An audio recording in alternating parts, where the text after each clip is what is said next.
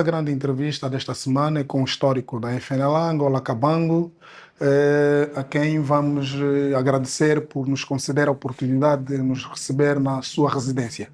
Angola Cabango, o país, mais velho Angola Cabango, o país vai assinalar 50 anos de independência. O que é que correu mal no governo de transição? Muito bom dia, sejam bem-vindos a este espaço de paz. Quanto à sua pergunta, o processo de descolonização de Angola não correu como devia correr, porque a parte portuguesa tinha a plena responsabilidade de conduzir o processo. Ela sabotou pura e simplesmente o processo, viciou o processo. Logo à partida, escolheram um parceiro por razões ideológicas e tudo descarrilou. Tudo quanto foi acordado em Alvor não foi aplicado logo no início do funcionamento do governo de transição. De que parceiro é que está a se referir em concreto? 50 anos depois, portanto meio século, os angolanos em geral, os autores políticos em particular, daqueles que testemunharam na primeira pessoa a assinatura do acordo, devem contar toda a verdade, com todo o rigor moral e intelectual. O processo de descolonização foi conduzido pelo Partido Comunista Português, que tinha como aliado o MPLA. Isso foi demonstrado ao longo dos 5 dias em Alvor, no Hotel Penina. Nós não éramos nem cegos, nem mudos. E as coisas estavam bem claras. Portanto, havia um parceiro. E esse comportamento da parte portuguesa estrangulou por completo todo o processo de descolonização. Está a dizer que houve traição, houve curvas e contracurvas em Alvor. Agostinho Neto terá uma culpa nisto? Bem, eu não falo em traição. Traição é uma palavra muito forte. Mas em malabarismos políticos, sim. Sabia-se, era notório que eles tinham um parceiro. E eu hoje digo dito ideológico. No fundo, tudo se baseava em interesses econômicos, que não havia nada de ideologia. Mas havia um parceiro, havia uma preferência. Dizia-se que o MPLA estava mais próximo de Portugal, por razões culturais. Eu não sei que tipo de critério que eles definiram, fazer que o MPLA estava mais próximo culturalmente de Portugal. Mas isso afirmava-se, e o Rosa Coutinho afirmou várias vezes isso. Portanto, o processo estava a partida viciado e tudo estava condenado. Tanto houve uma negociação no sentido da FNLA retirar-se tanto retirar-se para suas origens, o norte do país, no sentido de evitar um banho de sangue, é certo? Não, o processo estava viciado, inquinado, as tensões militares subiram, houve confrontos logo no mês de março, os confrontos agudizaram-se, a situação tornou-se muito tensa, muito rubra, e finalmente, por razões estratégicas e mesmo para evitar um banho de sangue, repito, a FNL não foi derrotada por ninguém. A FNL não assinou nenhum acordo de capitulação. Eu fui o último negociador da FNL em Luanda. O último. Negociei na Fortaleza São Miguel com o já falecido Lúcio Barreto Lara e a parte portuguesa. Portanto, eu não assinei nenhum documento, não há nenhum documento assinado, e nós depois tudo ponderado. nos retiramos para as nossas zonas estratégicas. Mas qual foi o ponto de estrangulamento, uma vez que os acordos de Alvor até já previam eleições? Evidentemente, são essas eleições que provocaram tudo. São essas eleições que provocaram tudo. A finalidade era impedir que houvesse eleições. E tudo se fez para que ela não tivesse lugar. Portanto, estão aí os escritos numerosos, livros, uns falsos, outros verdadeiros, mas numa só palavra, o processo de declaração foi intencionalmente viciado e estrangulado. Portugal não estava preparado para dar independência a Angola. E tudo se fez para sabotar o processo de transição. Está a dizer isso que na medida em que Portugal não estava preparado, está a dizer que Portugal não estava preparado para deixar Angola? Não está. Portugal, e aqui um pormenor, já no fim do acordo, Portugal surgiu um acordo, um anexo, um acordo de cooperação entre Portugal e Angola. Paulo Roberto Castilho, como é que um país que ainda não é independente, ainda não é soberano, havia de assinar um acordo de cooperação com Portugal? Tudo estava claro. Era maniatar Angola, era amarrá-la. Porque quando o Paulo Roberto levantou a questão do contencioso dos nossos fundos sediados em Portugal, a conferência quase que arrebentava. E o falecido Melo Antunes disse, não vamos saber quem é que deve quem. Olha que tamanha ousadia. Quando sabia que Portugal veio com as mãos vazias e voltou com as mãos cheias. Portanto, Portugal não estava preparado para dar independência a Angola. Quem o afirma esteve em Alvor, esteve nas horas mais cruciais e na primeira linha. Houve, durante as negociações, um choque muito violento entre o Tomás Soares, já falecido, com o Olacabanco, sei que ia falar, quando ele saiu com a seguinte proposta: deviam fazer um segundo Brasil. Eu perguntei ao Tomás Soares, o senhor pensa que o Brasil foi uma boa experiência? Para nós foi um aborto e nunca haverá Brasil em Angola. É só para ver o que é que eles tinham em mente e em carteira. Mas há uma outra questão que também se levanta, que tem que ver com a questão de um namoro, se assim se pode considerar, um noivado, se assim se pode considerar, de traição, alegadamente, do MPLA com a UNITA, no sentido de encontrarem um meio termo ainda em Alvor. Como é que isso se procedeu? Quero situar mais ou menos como é que isso aconteceu. Eu não gosto de falar em traição. Em manobras, malabarismo, arranjos. Houve sim uma tentativa, aliás, orquestrada pela parte portuguesa.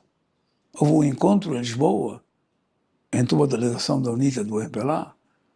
Se estou bem recordado, a delegação do MPLA era chefiada pelo meu grande amigo, compatriota, Lopo Fortunato Ferreira do Nascimento, e da UNITA pelo já falecido Alberto Assunção, José Alberto Assunção dele. Mas, felizmente, não deu em nada. A intenção da parte portuguesa e do MPLA era enrolar a UNITA, evidentemente excluir do processo a FNLA. Mas tudo foi por água abaixo, porque Deus não abençoa manobras diabólicas.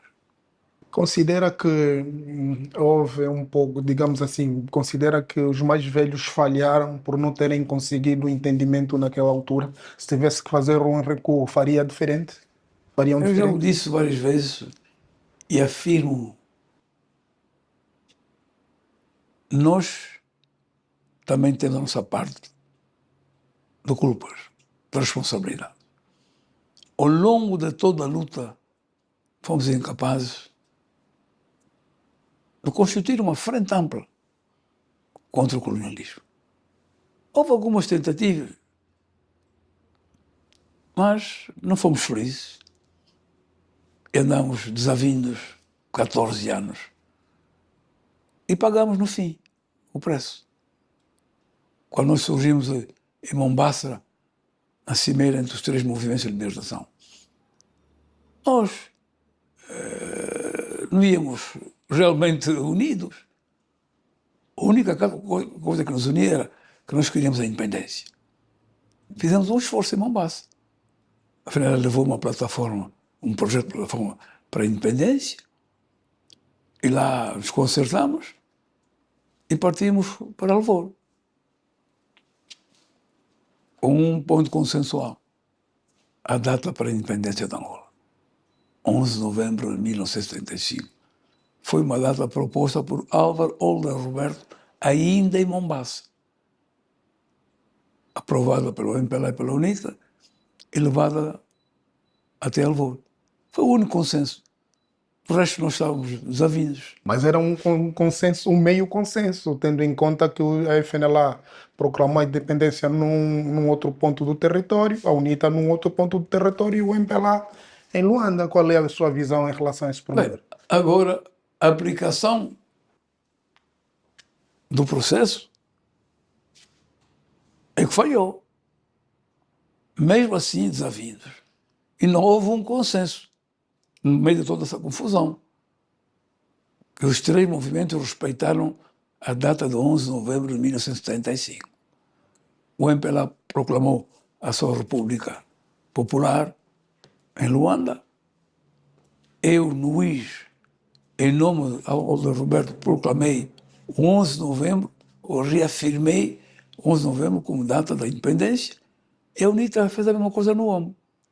Aí houve consenso, a data foi respeitada e continua a ser até hoje. 11 de novembro de 1975 é a data da independência de Angola, proposta do saudoso Álvaro Holder Roberto. O país está a caminhar para o 4 de fevereiro. Como é que considera a questão do 15 de março?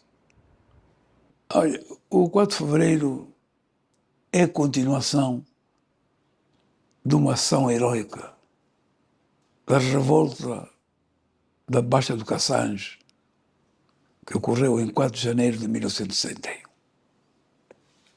que foi concebida, estruturada e orientada pela União das Populações de Angola, coordenada internamente pelo saudoso cônego Manuel Joaquim Mendes Neves, Macários, e no exterior por Álvaro Holder Roberto. O fermento do 4 de fevereiro veio da Baixa do Cassange. Por isso é que houve uma grande revolta patriótica em Luanda. Está aí a história. É inútil. Estamos a remar contra o vento. Estamos à procura de datas. A história está aí, ela não se embeleza. Hoje todo mundo diz que o Coronel das Neves foi o cérebro do 4 de fevereiro. Ontem não se dizia isso. O cérebro. O que é que significa? O pensador. E quem era o Conde Manuel Joaquim Mendes Neves, Macários? Era um fervoroso militante, primeiro da União das Populações do Norte de Angola, UPNA, a partir de 1954, e depois da UPA, União das Populações de Angola. E mais tarde, segundo vice-presidente do governo, o senhor de Angola Luizílio, formado pela FNLA, em 5 de abril de 1962. Está tudo dito. Se ele foi o cérebro, foi da UPA. O resto dispensa comentários. Está a dizer que tem-se voltar à história, como dizia no início. Não é voltar à história, respeitar a história. Respeitar a história. Hoje temos, eu não diria milhares, mas centenas de livros. Centenas de livros. E é uma coisa que se confirma. O Conde Manuel Joaquim Mendes Neves Macário tinha, sim, filiação política. Ele foi primeiro da UPNA e depois da UPA. E conjuntamente com Olga Roberto, ainda teve tempo de preparar o filme fulminoso e vitorioso 15 de março de 1961. Considera uma injustiça o 15 de março não ser considerado como um feriado nacional, por exemplo? Foi um erro que deve ser corrigido. Aliás, na altura, quando o meu saudoso e grande amigo Conde Poiama, bom, mandatado por seu partido, tirou da sua cartola a seguinte expressão: 15 de março é uma data de celebração do quê? Da grande insurreição popular, a expansão. Vê só a palavra expansão, grande insurreição. Estava tudo dito. O 15 de março é que é o início da luta de libertação nacional. O resto, pô, naquela altura apareceram vaidades, né? Pô, parecia uma corrida. Mas na história não se corre. Não se corre. A história tem passos firmes, tem factos indesmentíveis. Aliás, a parte portuguesa confirma isso. Quando é que Salazar manda para Angola a tropa portuguesa? E em força. Depois do 15 de março de 1961. Os portugueses celebram isso em Portugal. Portanto, deixemos a história falar. Agora é tempo dos historiadores científicos cruzarem as diferentes fontes. Eu estou aqui a fazer um relato. Eu não sou historiador científico.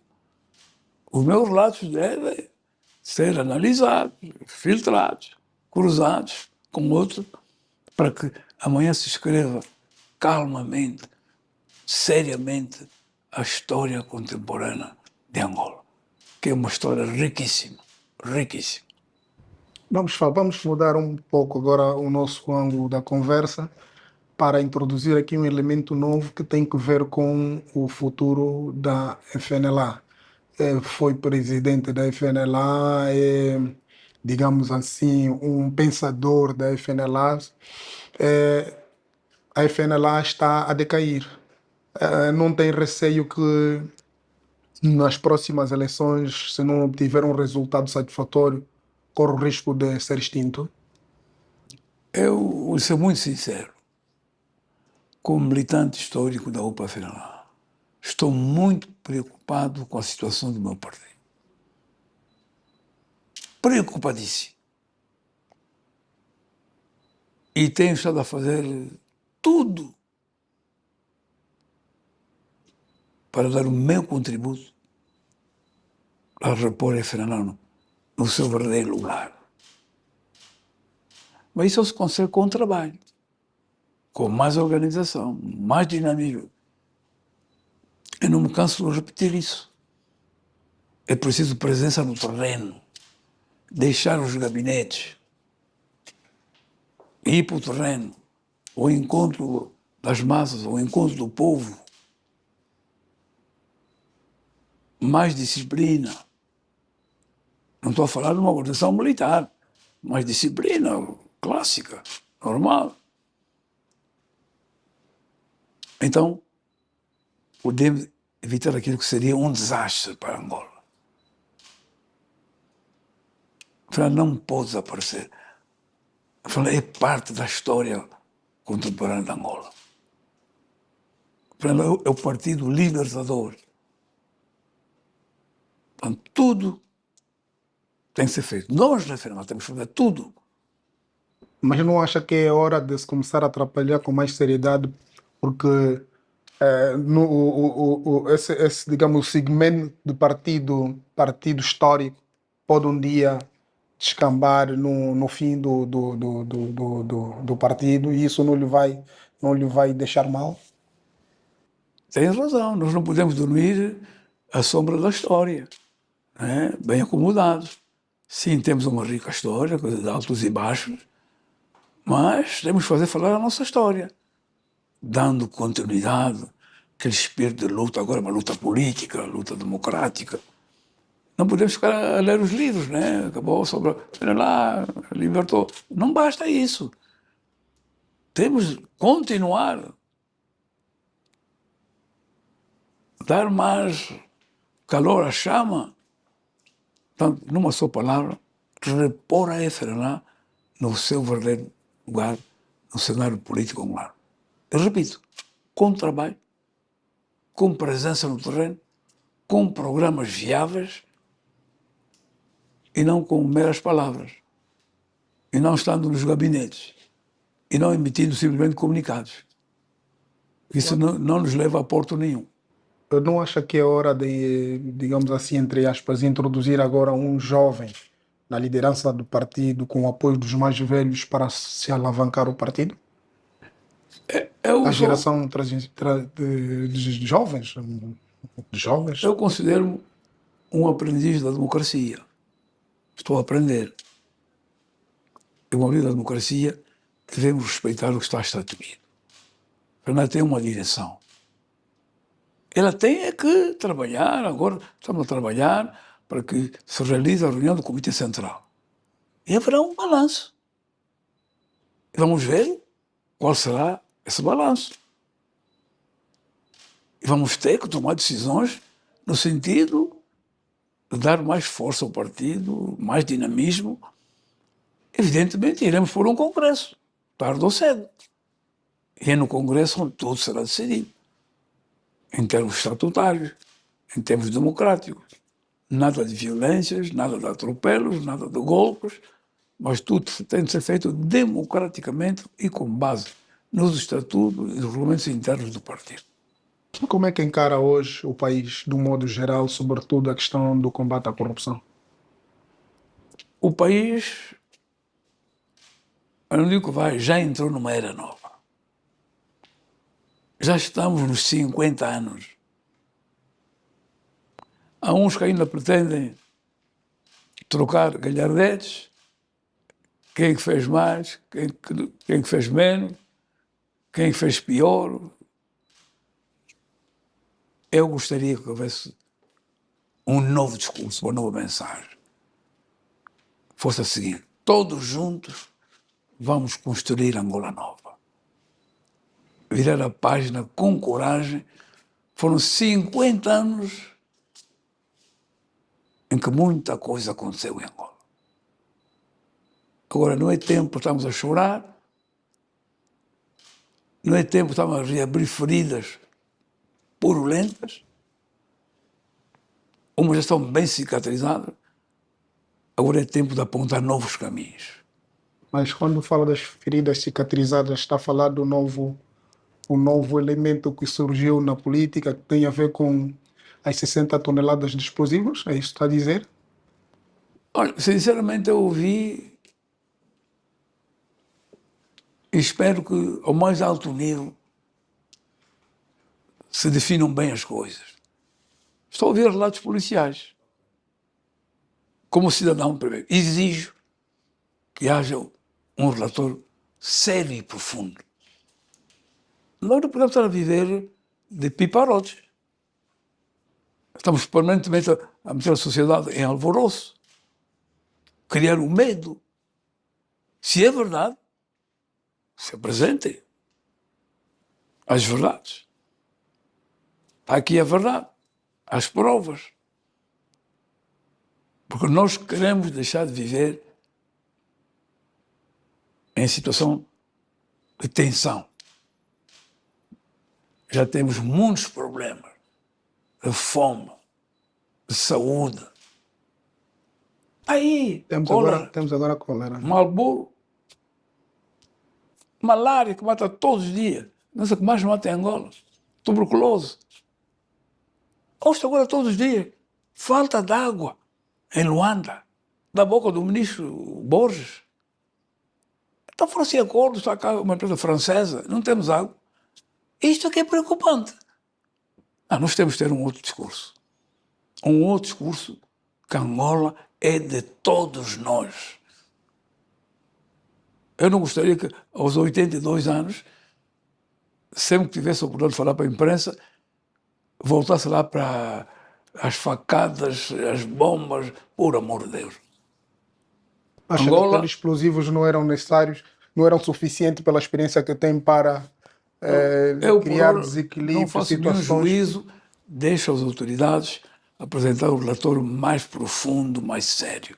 Não comento absolutamente nada. O que eu não gostaria, como cidadão, é que me mergulhassem permanentemente numa psicose, num medo, de a bomba que vai arrebentar aqui e ali. Eu quero ouvir, há mais comida nos mercados, nos supermercados, há melhores transportes, há mais saúde, estamos a combater bem a malária,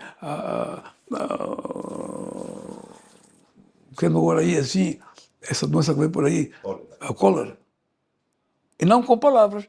E não havia dia, fiquei ulcerado, fiquei triste ao ouvir que em Cacoaco, em o hospital, vão meter 3 pacientes numa mesma cama. Pronto, menina Lutucuta, mas o que é isso finalmente? O que é isso finalmente? Isso é brincadeira. Não, ela que tem a paciência, Lutucuta. Sim, tem por muita estima, amizade, mas ela está a brincar. Se não tem meios, que pensa meios, o executivo, para meter 3 pessoas numa mesma cama. Então, preciso mais apoio. Nos mercados, nos bairros. O saneamento básico é a causa principal da cólera. Saneamento básico. Cuidar da nossa água, dos nossos esgotos, dos nossos bairros. É isso que... Sente que ainda algo tem de se continuar a fazer para melhorar estes serviços? Evidentemente que ainda há muito trabalho. E agora, passados 50 anos, pensa, os que governam, efetivamente, aprenderam qualquer coisa. Os governados também aprenderam qualquer coisa. E todos juntos, vamos fazer Angola nova. Sem demagogia, sem discursos incendiários, sem mentiras. Quando fala em realizar uma Angola nova, está a querer dizer que, ou melhor, como é que gostaria que fossem realizadas as comemorações dos 50 anos da independência? Eu ouvi várias vezes. Fui convidado desde novembro do ano passado, ali num encontro, logo 1º de maio, em que apareceu o Ministro de Estado, o chefe da Guarda Civil, o compatriota Adão de Almeida. Ouvi uma agenda, mas que é uma agenda nacional, onde não vamos só ouvir, onde vamos intervir, onde vamos agir. Haverá uma interação. Fala assim, balanço disso, balanço daquilo. Mas eu espero, e o apelo que eu lanço como cidadão, como nacionalista, como negociador da independência, como alguém que lutou pela independência, é que hajam balanços sérios, sensatos, não sensacionalistas, não balanços tipo tribunais. Estamos a crucificar este e aquele. Devemos todos assumir as nossas responsabilidades. Mas acredita numa realização de uma cerimônia em que possam sentar os principais líderes do país numa só mesa? Devemos assentar todos numa só mesa. Devemos, é uma obrigação. Olha, exemplo, no dia 15 de janeiro, deste ano, janeiro, quando fui a Saurimo, estivemos lá, lado a lado. Amadeu Amorim, o homem do 150, meu cota que eu conheci, ele conheceu o mais novo, que eu andei com ele naquela clandestinidade. no seio do conjunto Angola Ritmos. William Amadeu, o grande percussionista. Tive a Ria no 4 de Fevereiro, a Teresa Cabem. Com o irmão da UNITA. Estive lá, Angola Cabão, pela FNLA, antigo combatente da FNLA. Foi lindo. Fomos bem recebidos pelo governador da Ronda Sul. É assim que devemos atuar. Cada um tem o seu tempo, o seu espaço de intervenção. Ora, numa reunião só para ouvir alguém, 5 horas, na Angola Cabango não tem esse tempo nem essa paciência. Eu gosto de ouvir, mas também gosto de intervir. Quando o assunto me diz respeito. E o assunto da Angola me diz respeito. O futuro da Angola me diz respeito. Eu dediquei toda a minha vida, toda a minha juventude. Eu comecei a militar, sem exagerar, aos 12 anos. Eu já estava atrás da política, na Liga Africana. Os 13, 12, 13, 14, 15, eu andava atrás do conjunto Angola Ritmos. Do meu tio, Liceu Vieira Dias. Aos 15 anos, integrei a primeira célula clandestina nacional da UPA, em Luanda, no Sambizanga, orientada superiormente por Cónigo Manuel Joaquim Mendes Neves, Macário, e coordenada em termos técnicos pelo saudoso Domingos Mateta, mais velho Donzeto, o pai da Rosalina Mateta e dos Matetas. Comecei muito cedo. Eu hoje tenho 82 anos. Gostaria de morrer, quando chegar o meu tempo, um pouco alegre. Aí está Angola, valeu a pena. Mas depois vão viver de novo num incêndio com 82 anos. Não, eu não aceito isso. Não aceito isso. Sobre a questão da seletividade do combate à corrupção, há informações, digamos, alguns círculos da sociedade que dizem que o combate à corrupção está a ser seletivo. Esta também é a sua visão? Não, eu apoio o combate contra a corrupção. A corrupção é má. A corrupção destrói um país, destrói uma sociedade. Sim, mas não há trabalho nenhum perfeito. Então, que haja coragem para se corrigir o que está errado. O combate não está a ser como devia ser. Há algumas falhas. Não pode haver vaidade, dizer que tudo está bom. É mentira. Mas que há uma vontade contra a corrupção, ela está aí, ela existe. Olha, é preciso escolher as pessoas para levarem avante esse grande projeto, esse grande programa, melhor. É preciso combater a corrupção a todos os níveis. A todos os níveis. Não é só no topo. A todos os níveis. Eu apoio o combate contra a corrupção, mas insisto que os erros devem ser corrigidos. Há muita coisa que não está a funcionar bem. Pois, essas coisas que não estão a funcionar bem, na sua visão, como é que deviam ser corrigidas? Corrigir. Admitir que há erros e mudar. Metodologia. Mudar. Os quadros. As pessoas foram selecionadas.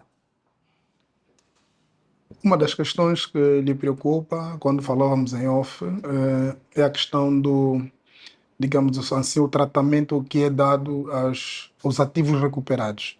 E falava do candando. Qual a sua visão? Não é só candando, é por aí muita coisa. Quando acabamos o robô, construíram o mercado, sei lá, aqui na X. Provou-se que ele roubou do erário público. Então o Estado recuperou. E o IGAP, ou quem é, não é? Bem, fica apostado? Não. Há concurso. Os empresários, até mesmo estrangeiros, podem vir tomar isso. Mas, por amor de Deus, se tira-se aquilo das mãos de um gatuno para outro gatuno, por amor de Deus, não vale a pena. Aí não estamos a fazer nada. Dizia que aquilo está às moscas, né? Diferente do Quero, que hoje já dá o ar da sua graça.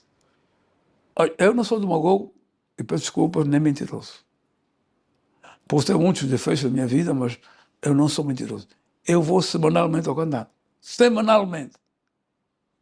E fico triste quando está vazio, está as moscas. Pode ir lá agora, ver, está as moscas. Pode ir sábado, domingo, segunda, terça e quarta. Se encontrar 2 caixas, é por sorte. É uma caixa a funcionar.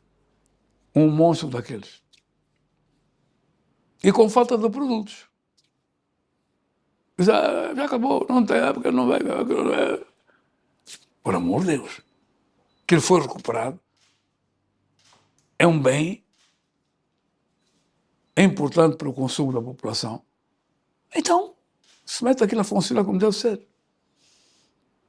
Outra questão que preocupa tem a ver com as eleições, a CNE.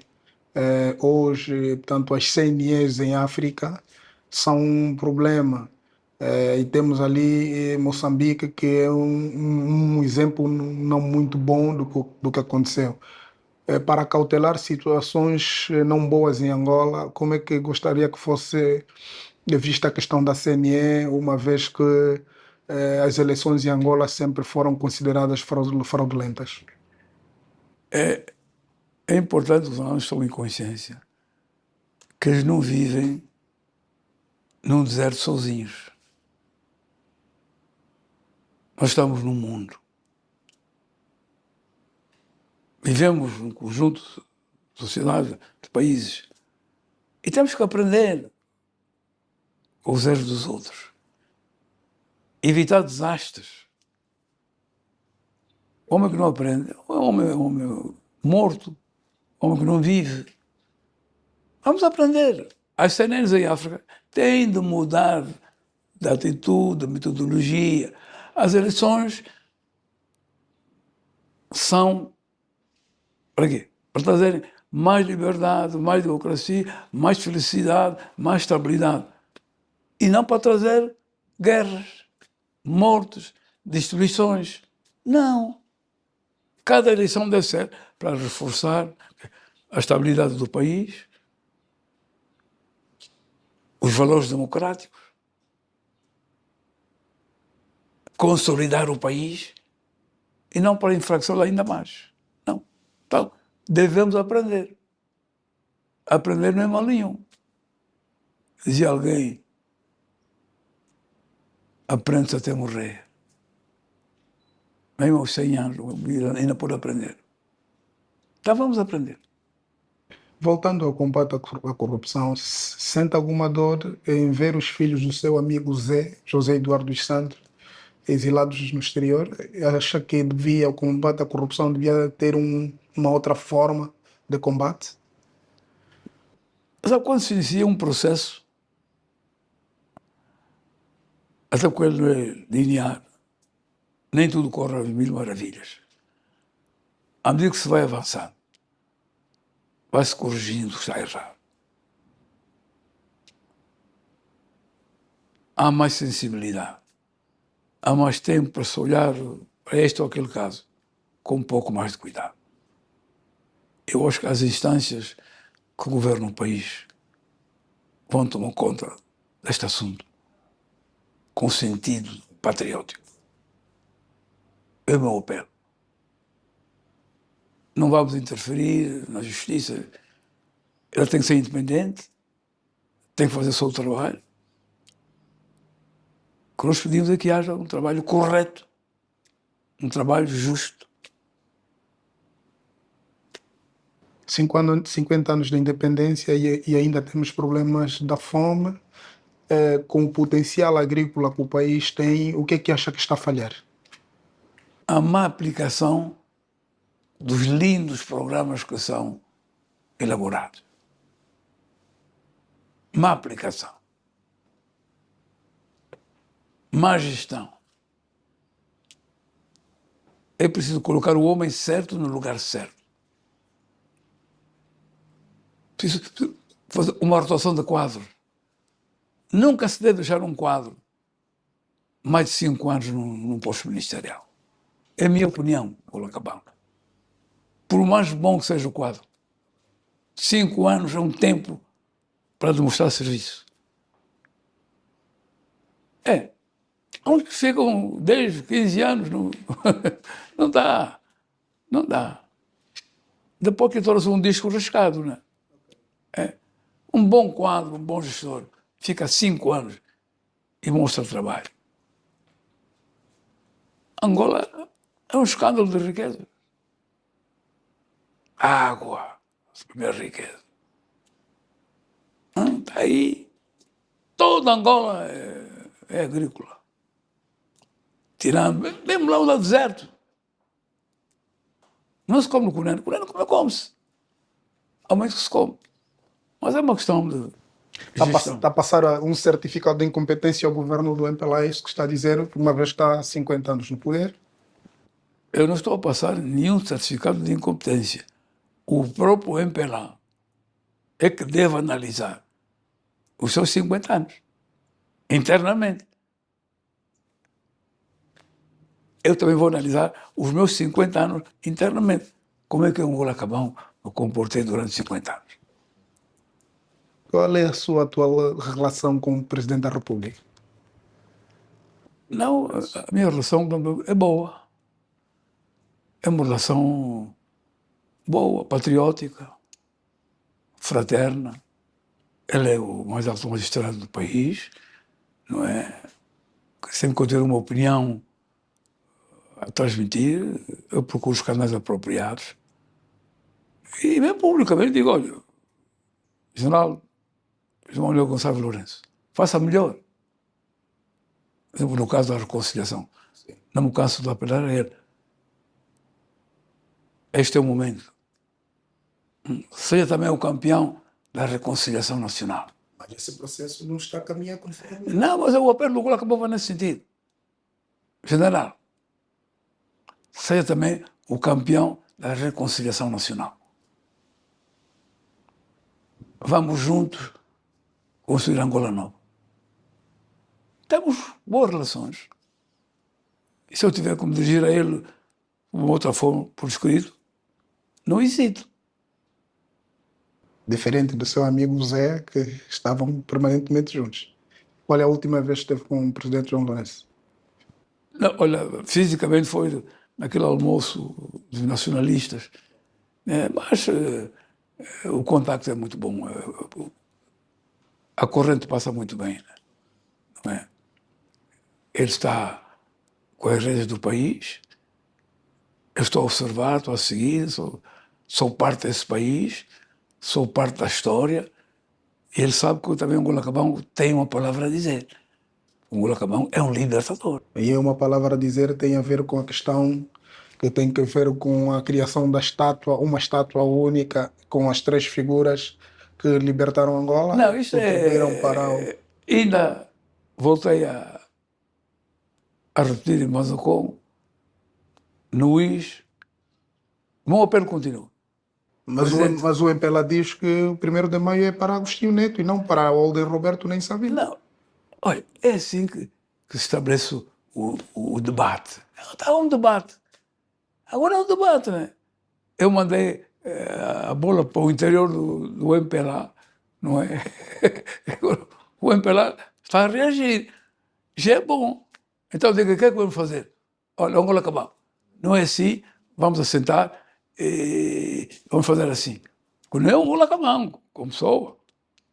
O Angola Cabão é que lançou a ideia, como nacionalista. Acredita que para uma melhor reconciliação nacional a saída seria esta?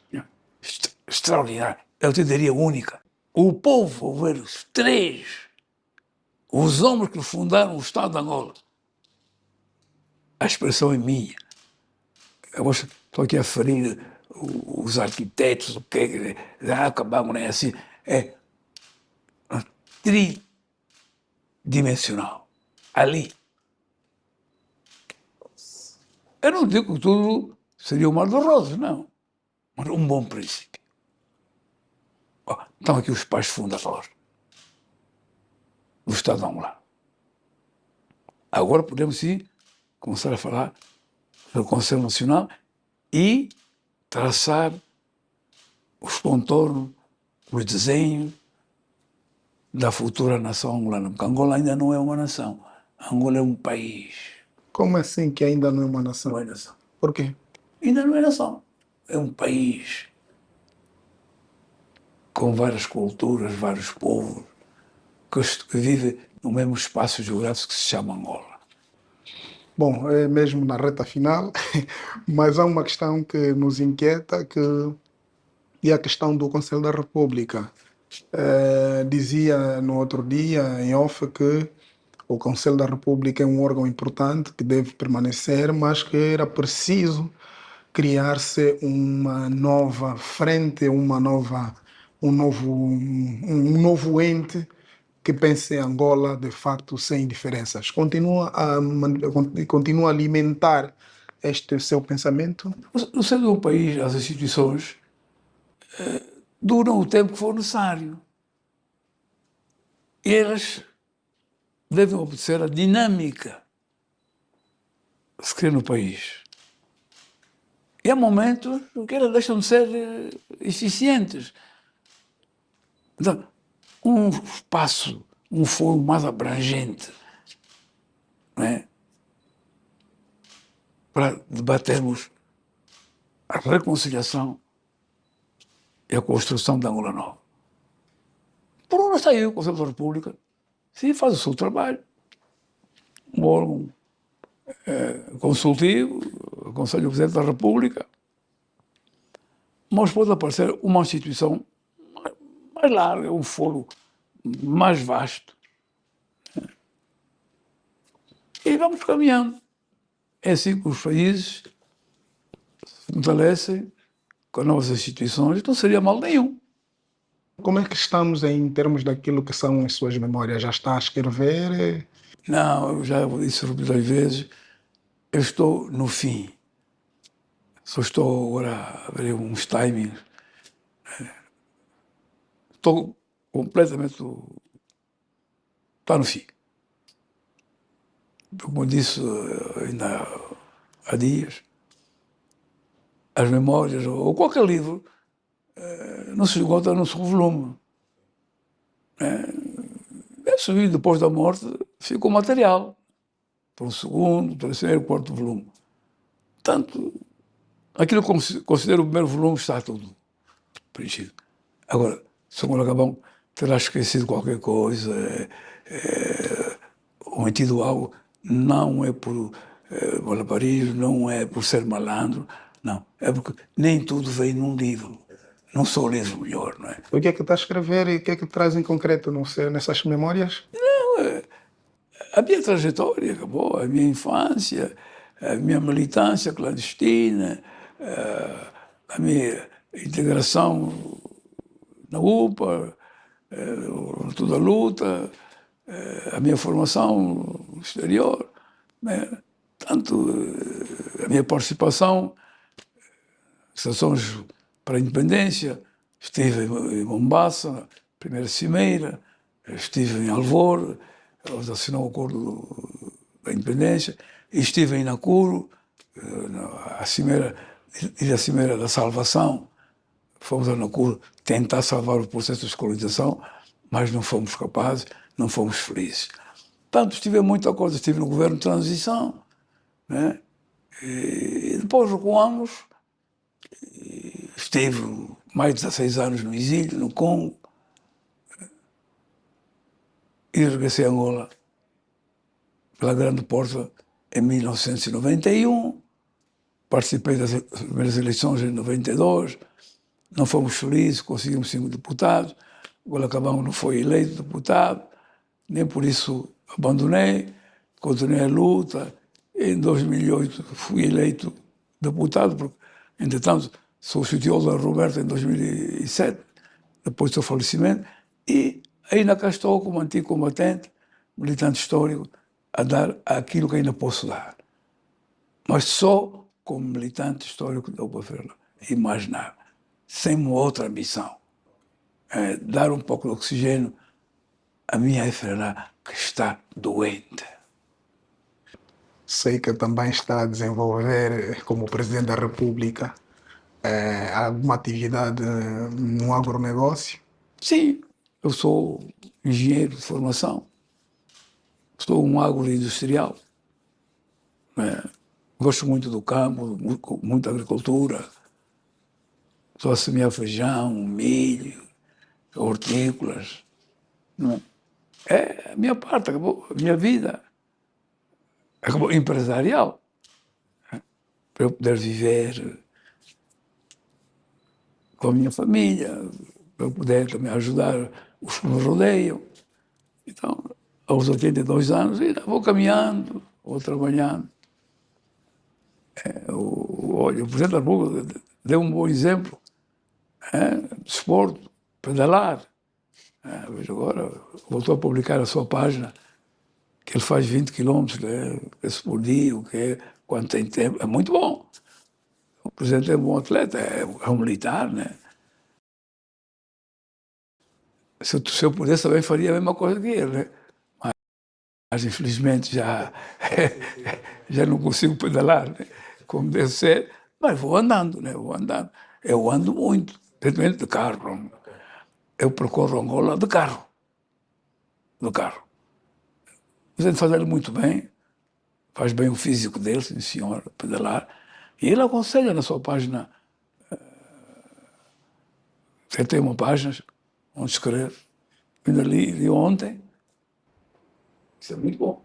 Anda muito de carro e não lhe dói o coração ver muitos produtos na via pública, sem estradas, para escoar os produtos? Olha, a expressão é meio feliz. Foi feliz ao dizer isso. Dói-me o coração. Fico mais irritado quando nós dizer os alunos são preguiçosos, não sei o quê, não trabalham. Eles não andam, muitos deles não andam. Vai ver ao longo da estrada. Os produtos, assim, por volta das 16, 17, já o desespero começa a escurecer. Ali, produtos, estradas. As vias de comunicação. Os africanos não gostam de aprender, viajam muito, mas não aprendem muito. Os europeus estavam sempre a Europa. A Europa primeiro lançou as vias de comunicação para permitir o quê? A circulação de pessoas e bens. Vias ferroviárias, rodoviárias, marítimas e depois aéreas. O cidadão europeu, ele cruza o país num dia, ele sai de uma ponta para a outra. O irmão não pode. Quer sair daqui para ter quando o banco, para quantas vezes? Dá-me quantas vezes do caminho. O europeu não. Ele sai de Lisboa de manhã, à noite já está em Berlim. Sai de Berlim à meia-noite, de manhã já está em Madrid. Vem de carro ou de avião. Portanto, é preciso pensar nisso. Porque o governo, vias de comunicação. Muito bem. Então, muito obrigado mais uma vez. Ok. Pela disponibilidade e pela abertura. Ok. Ok. Muito obrigado. Desejo boa saúde. E mais uma vez, feliz ano novo. Por que Muito não? obrigado.